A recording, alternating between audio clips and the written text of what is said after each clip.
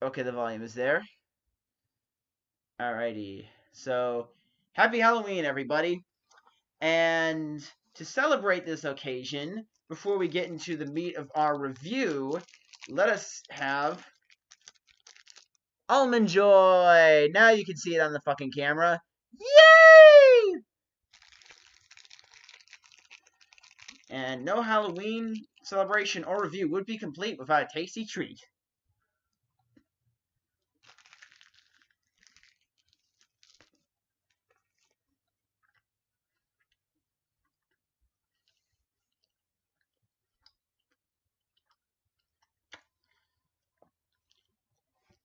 Alright, now that I got that yumminess out of the way, let's talk about one of the most iconic horror films of all time, The Exorcist.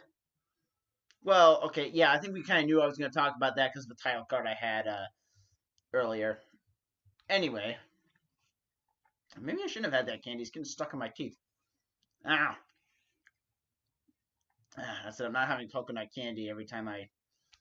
Anyway, so this is the movie that launched the career of Linda Blair for a bit, and it.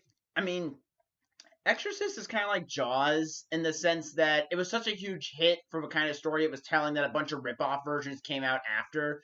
I mean, there was a movies about demonic possession and demons earlier, like Rosemary's Baby, which I haven't seen yet, but this was the first movie to be a horror film to get nominated for Best Picture at the Oscars. So it took the world by storm.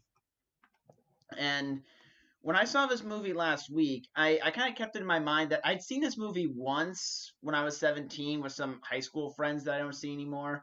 Um, yeah, and I remember I was watching it, but I was kind of going through that phase where I like to mock things because I was watching Mystery Science Theater 3000.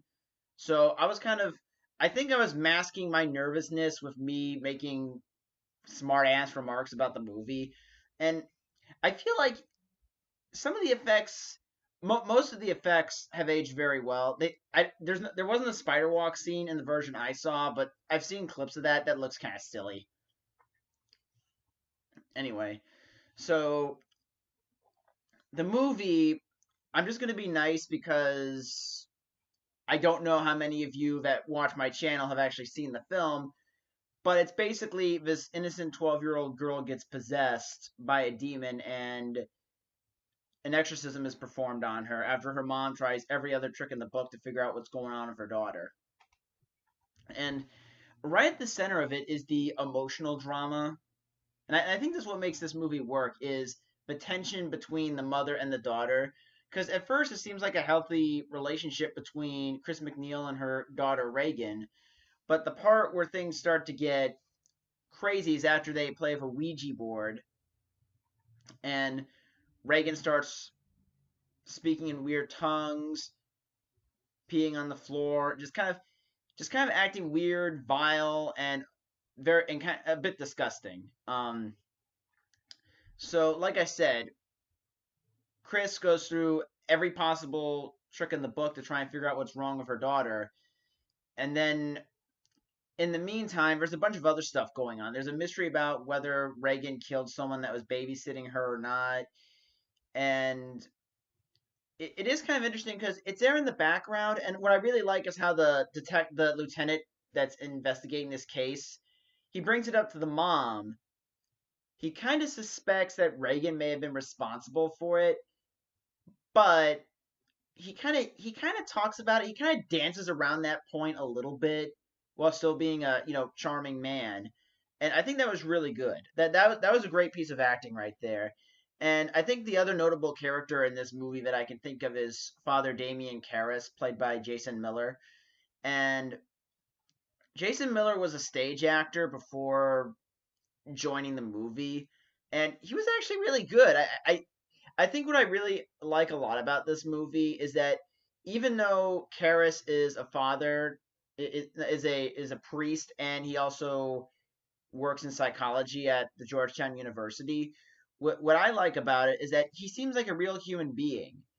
I kind of get the feeling that when I think when most people think of priests, unless you have this personal connection with priests and you're just from the outside looking in, you just kind of see them as this spiritually strong, powerful, confident kind of person. But Karras is kind of a broken man.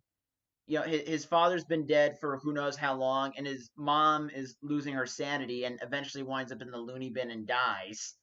So his faith is really tested throughout the movie. In fact, he's kind of hesitant about seeing Reagan in her disturbing state.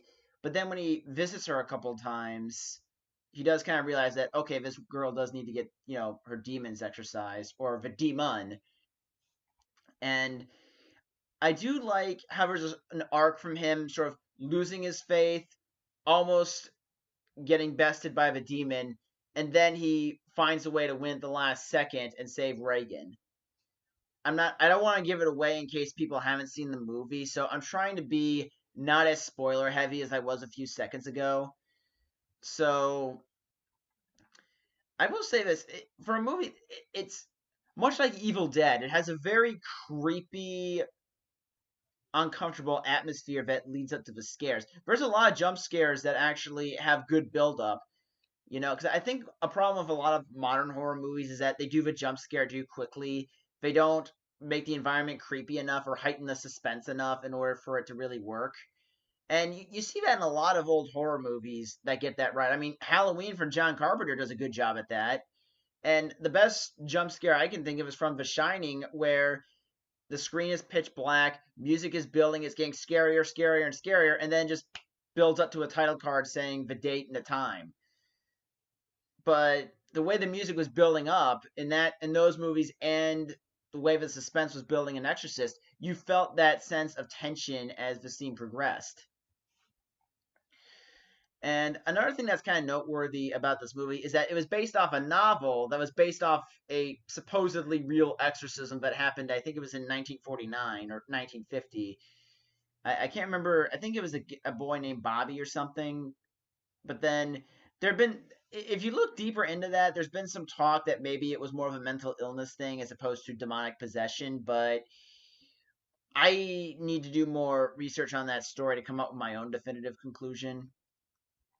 But anyway, so I think this movie it's definitely one of the best horror films you'll see overall, and I would definitely say it'd be good to watch it in the dark, not knowing what you're in for, because there's going to be some real good scares. Um, I think my only real complaint with the movie, and this happens throughout the film, so it's slightly above a nitpick, but I think one of my biggest complaints with the movie is that the editing is a little weird because it feels like it goes through. This doesn't happen in scare. The scary scenes is where the editing really works, but in other scenes, it could be someone having a conversation and just cuts across to another set of characters that you don't really care about. I mean, it cuts to a bunch of characters that had nothing to do with the scene that they were previously in, and I get that's a part of the filmmaking, cutting between different characters, but it felt like when those cuts happened, they cut off an extra 30 seconds that would have helped the other scene just to jump forward. So in some ways, it feels like it's speeding up the film when it could have given a few more seconds to let the previous scene sink in. And it's weird because there was this one example is when Karras is being, you know, interrogated by Detective Kinderman, and then it just cuts right to Reagan right after the conversation ends, and it's like you could have given these scenes needed maybe a few more seconds to breathe in order for them to fully hit their power, but that's probably the only real complaint I have about the movie. At least the only kind that won't make me sound like a religious PC Nazi. So, ooh, did I just knock a few of my subscribers out with that comments? Sorry. But I do think it's funny how there were some religious people out there that claimed this film was glorifying Satan. I think it does the opposite, actually. I think really what this movie does, they said the film glorified Satan, a lot of religious zealots at the time, and they were even harassing Linda Blair for her involvement with it. And it's like, She's just doing what the script was asking her to do. Get off your frickin' high horse, people. And I think the movie, for lack of a better term, demonizes the devil. It doesn't make you want to be with that guy. It makes you scared and afraid of this guy or this spiritual being, again, if you believe in that sort of thing.